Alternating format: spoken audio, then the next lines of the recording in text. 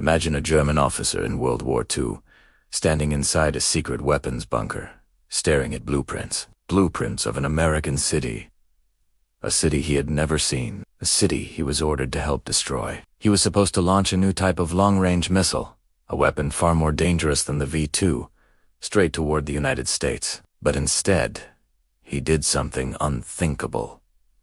He defected and saved thousands of American lives. This is the classified true story of Captain Erwin Geisler, the German officer who risked execution, torture, and betrayal to prevent a secret Nazi attack on America. Most stories about the war focused on Europe, Africa, or the Pacific. But very few people know that Germany once developed a terrifying plan to strike the American homeland.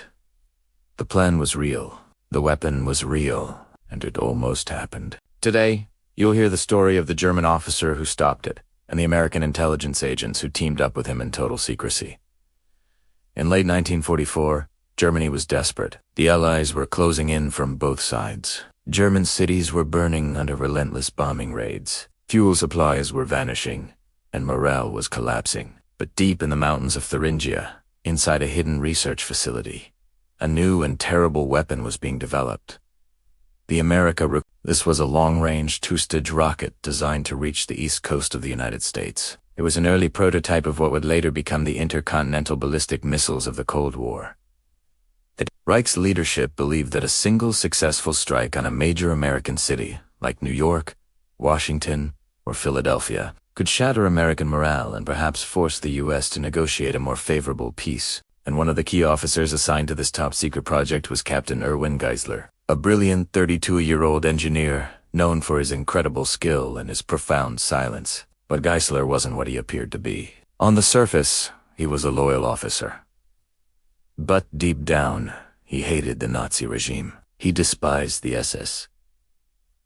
He had watched friends and colleagues get executed for asking the wrong questions or questioning orders. He had seen his Jewish neighbors disappear in the middle of the night, never to be heard from again. He survived by keeping his head down, pretending loyalty, and following orders without comment. He knew that any sign of open resistance meant an immediate execution, not just for him, but likely for his family as well. But the moment he saw the final blueprints for the America Rakit, the moment he realized these weapons were designed to strike civilian populations in American cities, something inside him snapped. He decided, in that cold, concrete bunker, I will not be a part of this crime. But how do you stop a weapon that the entire Reich leadership wants to build? Sabotaging it silently was an option.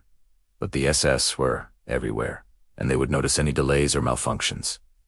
Confessing his dissent would mean immediate death. There was only one real option left.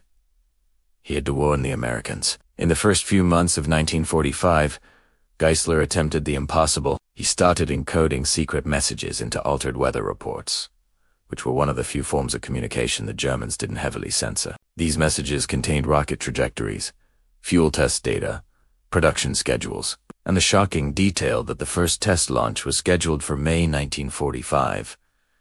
But he had no way of knowing if the Americans were even receiving these messages, let alone decoding them. Time was running out. He needed a more direct way to make contact. And then, fate provided one. On March 27, 1945, as U.S. forces pushed deeper and deeper into Germany, the convoy Geisler was traveling in was hit by American artillery. Vehicles exploded. Officers scattered in every direction. There was chaos everywhere. But Geisler didn't run away from the fighting. He walked calmly toward the American soldiers, with his hands held high in the air. Alan Sun Sergeant, seeing a German officer approaching, tackled him to the ground. Geisler didn't resist. Instead, he whispered in perfect English, "Take me to your intelligence officer. I have information your government must see." Geisler was taken to a makeshift interrogation tent. At first, the American officers were deeply suspicious. To them, he was just another German trying to save his own skin. They thought, another German liar, another trick, another fake scientist trying to get a better deal. But Geisler calmly began reciting the exact coordinates of secret facilities. He described the rocket's propulsion systems in technical detail. He named other German engineers that American intelligence already knew about. Then, he reached into his boot and unfolded a small, thin piece of paper, covered in microscopic handwriting. It showed the exact location of the America Rakit launch site, the missile's estimated range, and a target label that sent a chill down every American SA spine. Cielpunkt Ciel Minasuno in New York City, the room went silent.